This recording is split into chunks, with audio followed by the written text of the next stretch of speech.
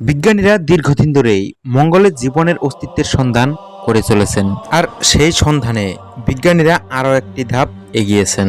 সম্প্রতি মঙ্গলে তরল পানির মহাসাগরের অস্তিত্বের প্রমাণ পাওয়া গেছে।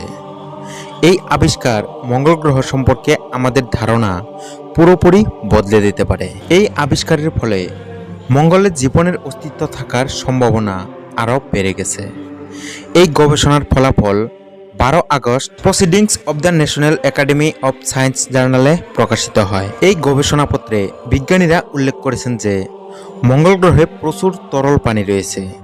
তাদের মতে এই পানি মঙ্গল গ্রহের পুরো পৃষ্ঠতলকে প্রায় 1 মাইল গভীর পানিতে ডুবিয়ে দিতে পারে। বিজ্ঞানীরা মনে করেন এই তরল পানির মহাসাগরে পাওয়া যেতে পারে মঙ্গলে জীবনের অস্তিত্ব। ইউনিভার্সিটি অব ক্যালিফোর্নিয়া, বার্কলে ও সান দিয়েগোর বিজ্ঞানীরা এক যৌথ গবেষণায় মঙ্গল গ্রহের পৃষ্ঠ